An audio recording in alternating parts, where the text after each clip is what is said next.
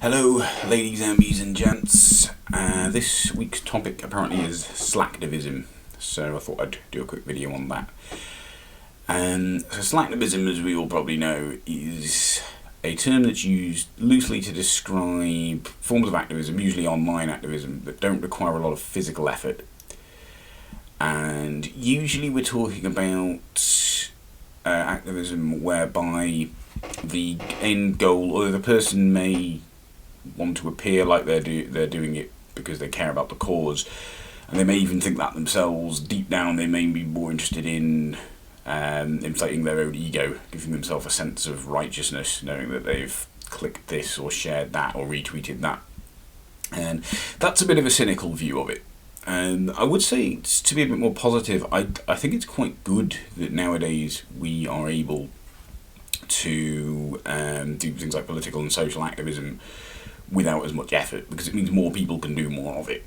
Like I think the old school image we have of activism, we think of people marching through the streets with placards. That always seems to be what we think of. We see that as being activism. And people still do that. It's still good that people do that, and I think people should continue to do that. But there are some people who are unable to do that. They may be disabled in some way. They may not live anywhere near the place in question in which this is going on. You know, not everyone can go to London all the time to march on the Houses of Parliament. So there is a positive way of looking at this, but I don't think we would necessarily call all forms of online activism slacktivism. There are people who do that. I don't think that's what we mean. I think generally with slacktivism we're talking about things that don't actually achieve a lot. That's usually more what we're on about. And so I think there is a fine line to be trodden here. One thing I would say as well is people do need to be very careful what they click and share. It's so easy nowadays to click and share things, to disseminate information. It's quite frightening. There was something pretty awful, I think it was a couple of years back.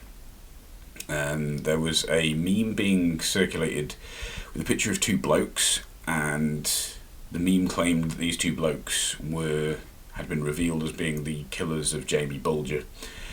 And the actual killers of Jamie Bulger, their identities were kept secret because they were themselves children when they committed the crime.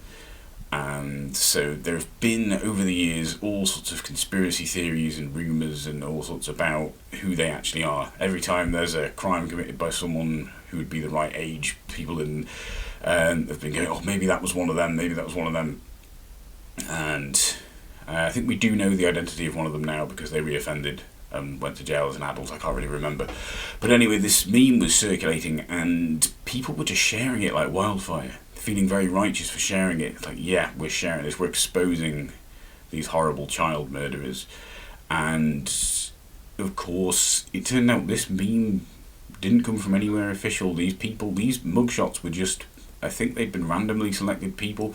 And I actually said to a few people at the time, like, don't share this. You don't know who these people are. These could be perfectly innocent people, and you're just accusing them of child murder. And there was a horrible backlash to this. I mean, I think there have been a few of these with different people in, but there was a horrible story I read in the paper of a guy who killed himself. And that was because someone had somehow spread on the internet that he was one of these people who'd killed Jamie Bulger. And the harassment and abuse he'd received as a result was so horrible that he ended up taking his own life. And that was just horrible. And this is all because a few people think they're doing a good deed by just re-sharing something, retweeting something. And you just think to people, be fucking careful. It's all too easy to just spread this shit out across the internet without thinking about it. Actually check on all these people real, and these people's identity was kept secret for a reason, by the way. It was how the legal system wanted to handle it.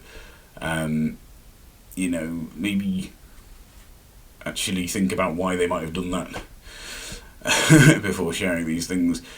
So I have seen things like that. I would advise to people, for their own safety as well, if you actually retweet something or share something in any form that is libelous, you are every bit as liable to face the legal consequences of that as the original tweeter.